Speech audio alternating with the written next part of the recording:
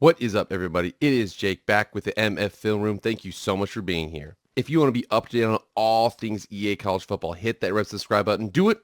So far, I got 95% of the people that watch this channel aren't subscribed. Listen, you know you love some EA College Football. You're looking forward to the game coming down. You know I'm already on Matt Brown's mailbag. I'm doing everything I can to bring you this information as fast as possible. Hit that red subscribe button right now. Also hit the like button too, and follow on Twitter/X. Also, if you like college football content, my Twitter account, in addition to my other channel, Master Football with Jake Posey, covers all of that. But enough about all of that. Back to the EA college football content and this video. All right, guys, we are continuing on through our features review. We've used some stuff that's off the field, some stuff that's on the field, NIL, transfer portal, here, there, bam, bam. There's lots of things to discuss. The one thing that is arguably one of the most important things, if not the most important thing, when it comes to EA college football and college football in general, is the wide open and explosive nature and unique variants of offenses. And for me, I played quarterback in junior college. I didn't play. But again, I love offense so much. It's just what you do. Cool thing about, there's so much stuff from the wing C to the power I to the spread offense to the air raid to the RPOs. There's so many cool things. The slow mesh out there at Wake Forest. There's lots of things that can happen within this game. What I want to do though is go through some content here talking about some things to consider with the upcoming game. We have 3 parts to this video. We're going to go through the history.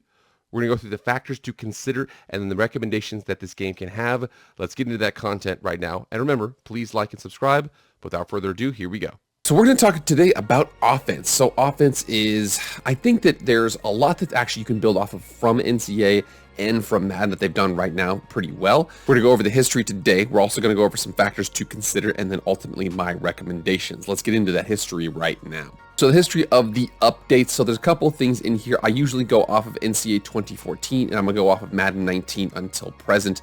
So NCAA 2014, there was a couple things that were added there. First year for stumble recovery, left stick cuts versus right stick cuts, basically meaning you could move around rather than having to do a juke here, juke here. You could do that with the left stick just by cutting. New hurdle interactions and the acceleration burst was added.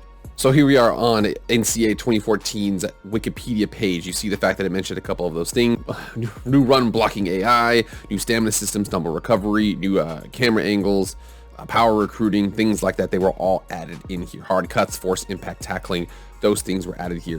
In addition to that, we also have Madden 19 until present. So Madden 19 left out RPOs, but then included RPOs in Madden 20, expanded upon in future Madden games. Made sure I included this article here from usgamer.net. Okay, we got Kat Bailey. This was June 9th of 2018.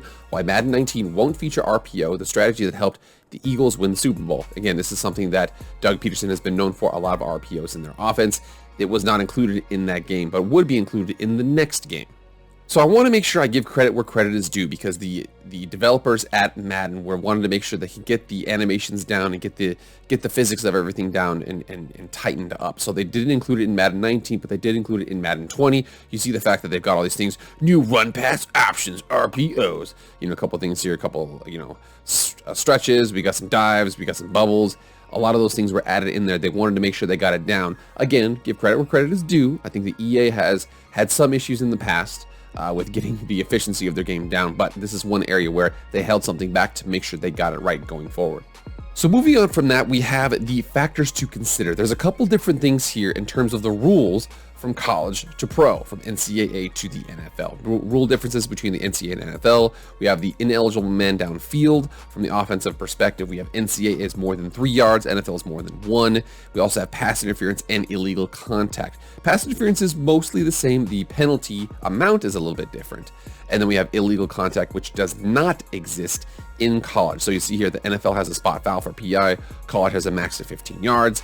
Illegal contact is chucking the wide receiver past 5 yards downfield in the NFL. It does not exist in the NCAA, meaning that, if you get up there and get into his grill a little bit with your hands at 6 yards, in college it's fine. But in the pros, they would be like, oh, it's illegal contact, 5 yards, automatic first down. Also, going off of this too, there's differences between how offenses operate. So there's a lot more variation in college versus pro. You see here that there's like traditional college offenses. They include, ace formations, I back, split back, strong, weak, Maryland I, flex bone, wishbone, pistol, shotgun, wildcat. Those are the traditional college offensive formations. The styles of playbooks include things like air raid, spread option, run and shoot, pro style, balance, run heavy, pass heavy, one back, and multiples, you know, could be anything. But again, you see all of those different groupings there and how that breaks down. There's also a couple different plays that are predominant in college versus in the pros. So predominant in college is the RPOs. Now I know that we mentioned the fact that Doug Peterson with the Eagles had a lot of RPOs. A lot of teams use that. You know, I do want to make sure that we preface this though, that RPO operates a little bit differently in college versus pro.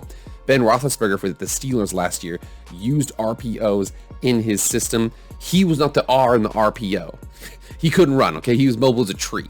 Okay, but what he would do is he would hand the ball off to a running back, or what he would do is that somebody would commit, he would throw a slant behind them, something like that. So you see there the fact that it says offensive linemen now have 2 additional yards that they can go downfield, and then it says that some schemes can have O-line run block 60, 70, 80% of the time, including PROs. I actually named the PRO myself, but Wake Forest's long mesh is a PRO. I wanted to make sure I brought up exactly what an RPO was. So RPO, and again, if you see a couple of these actions here, an RPO is there's a couple read people. So like as an example, this would be a read person right here. It's a dive, but this person is looking back over here because if this person shoots in, they're going to throw the slant behind that, or something to that effect. There could be a bubble. There could be somebody right here and they shoot in and they throw a bubble. There's a couple different animations there that exist, but in essence, it's the quarterback's handing the ball off until the last second when he decides not to. I also wanted to bring up my own video here just to check this out, just to make sure we can be on the same page about this. So I want to explain what a PRO is and how it is different than an RPO. So a PRO is a pass with a run option, whereas a RPO is a run with a pass option. Check this out. So the concept behind the PRO, or the long mesh, is again to see what these guys do right here. Again, these ties here in the middle. The corners generally are locked up on the outside generally, but again, you want to see what the rest of these guys do here. So what we're going to do is, instead of looking at this action right here, we're going to see where this kind of opens up. So again, this guy might be a guy you want to read. This guy's a guy you want to read. Let's check it out. So these guys, they go out here, they both check it out. The 3 go out, and you see now it's 2 out there and 3 that go to guard them. So they're short 1 man in the middle. Touchdown. Great assist by me with that one. But let's continue on. So ultimately, my recommendations are, okay, the offense needs to work very similar to Madden 22. RPOs in that game work relatively well. I know people are going to be able to have, oh, not this player, not that play, and have those individual things. Again, that's a bug issue, not a Madden offense issue. I know that everything has some bugs with Madden, but just because they need to invest more in just some QA with that kind of stuff. But you see here that the fact that the reads are consistent with what colleges have. I do think that there are a couple things that need to change. So you need to make sure to be more lenient on ineligible man downfield. Literally, the rules are like that. Madden 22 is super easy for these penalties. I'm telling you, like, if they have you cannot run RPOs if they run a 3-4 because your guards are always downfield. Guard downfield, downfield, downfield. So you always get those 5-yard penalties. They are brutal in the game. They need to add Wake Forest slow mesh. Okay, it's going to take a little bit of time. Okay, because it's super unique. It doesn't really operate like anything else out there. But again, it has to follow with the rules. The rules are you are allowed 3 yards downfield. That offense takes advantage of that. They have their pass animations on the outside, and then their run animations that they can do too. So these are a couple weird ones. I just wanted to make sure I added in there. I think they need to drastically reduce the conservative catch animations power. I think that first of all, the dexterity and ability of NFL receivers versus college receivers, it's night and day. So they need to make sure that, that the conservative catch, the spectacular catch, the sideline catch, things like that, they need to make sure that it's, I don't want to say nerfed, but more difficult than just, oh, unbelievable, amazing catch. They need to make that a little bit more difficult. Need to have bad centers snap the ball over the QB's head. This happens every once in a while. It's brutal when it does. It usually destroys a drive. What happens every once in a while, maybe 1 to 3 times a season, depending upon the center. If you have a really bad center, a really unaware center or something like that, this should be something that happens a lot more.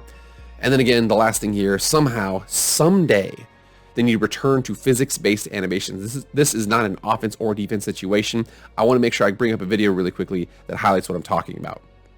So here we are with Trigga, and I'm going to include his channel in the description here to make sure you can go through this, but I want to make sure he's going to highlight exactly what the difference is between physics versus preset animations. Let's hear what he has to say. They took the user control out of the game, and it's kind of like a predetermined outcome that's going to happen whenever you decide to throw the ball, throw to the receiver there. It's already kind of pre-programmed in. Yeah. That's what made the old game so great, is it was all physics based, and that's what we're not going to have.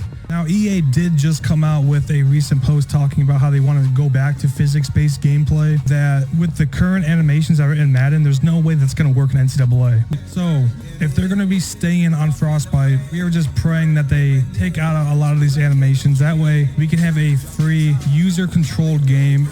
I 100% agree with him in that situation. The pre-animated situations, I just don't like that at all. Now, I do know that setting up the physics to make that work out is going to take some time, but it's time worth spending because it's the game. And even EA kind of acknowledged, like he said, the fact that they want to get back towards that. Well, they need to. Hopefully they can get to that soon for offense, defense, just the entire game's sake. Your guys' recommendations. Get in the comments. Let me know. Follow me on Facebook, Instagram, and Twitter to let me know all that kind of stuff. But again, let me know, what do you guys want to see? What do you not? What do you like that I have suggested? What do you don't? Let me know. All right, guys, that's it. Thank you so much for being here. Please like, share, comment, subscribe, do all that stuff. I'd really appreciate it. I'll see you guys tomorrow. I am out.